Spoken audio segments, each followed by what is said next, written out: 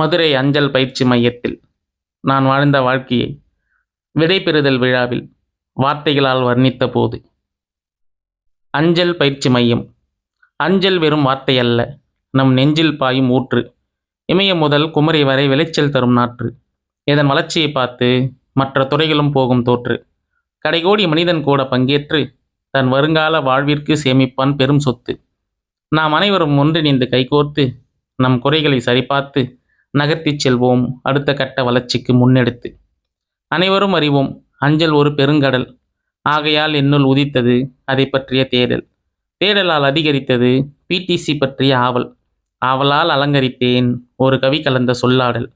பாண்டியர்களின் தலைமையேற்று மீனாட்சி அம்மன் ஆசி பெற்று 3 சங்கம் தமிழ் வளர்த்து நெற்றிக்கண் திறப்பினும் குற்றம் குற்றமே என்ற நக்கீரர் சொல்லெடுத்து வீரத்திற்கு அலங்காநல்லூர் ஜல்லிக்கட்டு வைகை நதி நீரெடுத்து மதுரை மல்லி பூவெடுத்து ஆலவாய் தமிழ்கிழ கூடல் என்னும் பெயரெடுத்து தூங்கா நகரம் என்னும் சிறப்பெடுத்து மின்னும் மதுரைக்கு என் காலெடுத்து வைக்க தகவல் ஒன்று வந்தது திடீரென ஒரு நாள் முன்பு.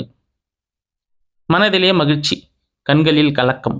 காரணம், குடும்பத்திற்கு கொடுக்க வேண்டும் ஒரு விளக்கம். கலக்கம் விடுத்து விளக்கம் கொடுத்து தொடங்கியது பயணம். அன்னையின் ஒளி காதில் நுழைந்தது. கவனம் கவனம். தனியாயிருந்தும் பழக்கமில்லை, துணியை துவைத்த வழக்கமில்லை. கேட்க வேண்டாம் மனைவியின் சொல்லை, கூடவே இருக்காது அலுவலக தொல்லை என்று மனம் சொல்ல, அன்னைக்கு ஹாய் சொல்லி மனைவிக்கு பாய் சொல்லி புறப்பட்டேன். மணமகள் மருமகளாய் போகும் அந்த நிலை பெற்றேன். பிடிசி முன் வந்திறங்கி அம்பேத்கர் ஆசி பெற்றேன். வாசலிலே கால் வைத்து எம்டிஎஸ் அக்காவின் உதவி பெற்றேன். முதலில் பிடிசியின் புற அழகை ரசித்து பார்த்தேன். இருளில் ஒளி அழகு, கவிதையில் சொல்லழகு, மழையில் வான வில்லழகு, நிலவில் பௌர்ணமி அழகு, தனிமையில் இசை அழகு, சோலையில் வண்ணத்து பூச்சி அழகு, இவை அனைத்தும் கலந்து பிடிசி பேரழகு. சேர சோழ பாண்டியனை ஒன்றிணைத்து கங்கை யமுனை காவிரி வைகை பவானி ஒன்றாய் சங்கமித்து காட்சி தரும் கொள்ளை அழகு. பேரழகை ரசிக்கையிலே இருக்க இருப்பிடம் கிடைத்தது சோழ நாட்டினிலே. அதிகாலை எழுந்து அளவாக நனைந்து அழகாக மலர்ந்து அமைதியாக நகர்ந்தேன் உணவு விடுதிக்கு. மனதிற்கு தேனாக இனித்தது முதல் நாள். உண்ட மயக்கத்தில் மனதின் நடுக்கத்தில் வந்தடைந்தேன் வரவேற்பு அறைக்கு. புத்தம் புதிய முகங்கள், அர்த்தமாகாத அகங்கள். அறைக்கு வந்தார்கள் ஆசிரியர்கள், அடிக்கு சொன்னார்கள் அறிவுரைகள், விளங்க வைத்தார்கள் விதிமுறைகள். இவைகள் இருக்க வேண்டும் நடைமுறையில், இல்லை என்றால் கிடைக்கும் தண்டனைகள். மனம் நினைத்தது இன்னும் எத்தனை எத்தனை வேதனைகள். பின்பு உணர்ந்தது இவை அனைத்தும் நமக்கு கொடுக்க வல்லது பல சாதனைகள். 189வது குழு என்றார்கள். அதிலும் ஒரு சிறு பிள்ளைத்தனம் எனக்கு. 1உடன் 8 கூட்ட 9 கிடைக்க, 9உடன் 8 கழிக்க 1 கிடைக்க, 3ஐயும் கூட்ட 18 கிடைக்க, வந்ததில் 2ஐயும் கூட்ட 9 கிடைக்க, ராசியான எண் என்ற அல்பத்தனம். பிரித்த வகுப்புகள் 4, எனக்கு கிடைத்ததோ 6.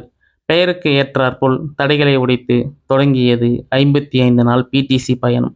25 நபர்கள், தெரியாத பெயர்கள், மௌனம் நிறைந்த சில நிமிடங்கள். மனதில் வந்து போனது கல்லூரி நினைவுகள். வயது பின்னோக்கி சென்றது பல வருடங்கள். சகோதரிகளின் மனதை வாட்டி எடுத்தது குழந்தையின் பிரிவுகள். பல பேருக்கு இக்கட்டான சூழ்நிலைகள். நாட்கள் எப்போது முடியும், எப்படி கழியும் என்ற எதிர்பார்ப்புகள். எதிர்பார்ப்பில் கிடைத்த எதிர்பாரா நட்புகள். மேடம்கள் சகோதரிகளானார்கள், சார்கள் சகோதரர்கள் ஆனார்கள். ஒரு சிலர் பெயர் கொண்டு அழைத்தார்கள், பலர் நண்பர்களானார்கள். வாடா போடா என்றார்கள். நட்பின் வட்டம் விரிந்தது. திட்டங்கள் எதுவுமின்றி காலங்கள் நகர்ந்தது. நகர்ந்த காலங்கள் திடீரென ஓடியது. ஓடிய காலங்கள் பறந்து வந்து இங்கே நிற்கிறது. நடந்த காலங்களை ஓட வைத்தது பிடிசி விளையாட்டு மைதானம். கவலையான போது மனதை செய்தது சமாதானம். விடியற்காலை எழுந்ததுமில்லை, சூரிய உதயம் கண்டதுமில்லை, உடற்பயிற்சி கனவிலும் இல்லை. முதல் நாள் தெரிந்தது தொல்லை. கேட்கத் தொடங்கினோம் பிஇடி சார் சொல்லை. பின்பு உணர்ந்தோம் இதைவிட வேறு மருந்து எதுவும் இல்லை. கவலைகள் இங்கு அணுகவும் இல்லை. தினமும் அடைந்தோம் மகிழ்ச்சியின் எல்லை. மைதானம் வெறும் மரம், மணல் மற்றும் புட்களால் நிறையவில்லை, நம் மனங்களால் நிறைந்திருந்தது. நீல நிறவானம், கருப்பு வெள்ளை நிற மேகம் கலந்திருந்தது. உடற்பயிற்சியின் போது களைப்பிருந்தது, விளையாட்டின் போது சிரிப்பிருந்தது. இந்த நாட்கள் எங்கு கிடைக்கும் என்ற ஏக்கம் வந்தது. நாட்கள் தொடர ஆசை வந்தது. இன்று இந்த ஆசை நிராசை என்றானது. நாட்களை நலமாய் நகர்த்திய உணவுக்கூடம். 3 வேளை உணவளித்த சகோதரிகளுக்கு எப்போதும் இருக்கும் எங்கள் மனதில் ஓரிடம்.